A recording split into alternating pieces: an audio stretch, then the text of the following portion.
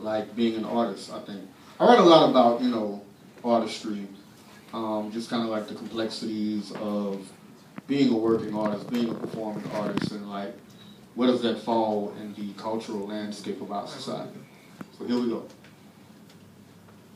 If you ever visit my city and make your way to the part of town known as Old South Baton Rouge, you may run across a living landmark named Wayne Dane.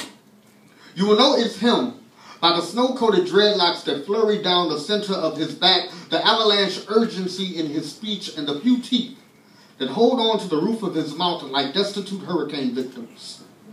A conversation with Wayne will most likely consist of the following points. 1, black folks are gods, but ain't got their shit together. 2, white folks are the devil. And 3, young niggas ain't shit. If you're still on the fence about whether it's him or not, wait for him to pull out his sketchbook and offer to draw you a portrait. You see, when Wayne isn't drawing hyperbolic conclusions about the plight of black America, he's earning his wages, drawing his community. I've never seen any of his work in the upscale galleries of our city. The curators of those galleries are probably as familiar with Wayne's artistry as Wayne is with using subtlety, but maybe the beauty of his creations is his lack of concern for mainstream validation.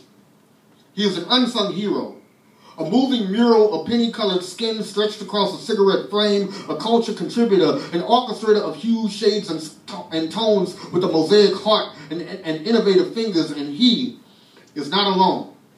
This planet is comprised of millions of Waynes that dance, paint, sing, compose, sketch, improv, play, act, move, and create art that will never get Grammy nods or Pulitzer awards, will never be critiqued over high tea, that may never see a spotlight outside the gleam in the eye of its creator.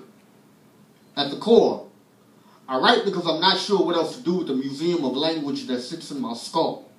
Sometimes I get to stand behind mics on pretty stages with fancy lights and well-monitored sound. Usually, I leave with just enough in my pocket to buy myself a little time to improve on design, and I often wonder if I'm good enough, if there's really a place for me among the world's creators. But I don't want to be concerned about labels or titles. I just want to do what comes natural. It's an artist's responsibility to create in spite of all things, including his or herself. I know it has to be the way that Wayne sees it. There's no other reason his weathered body would get on that bike and pedal the city to display his talent.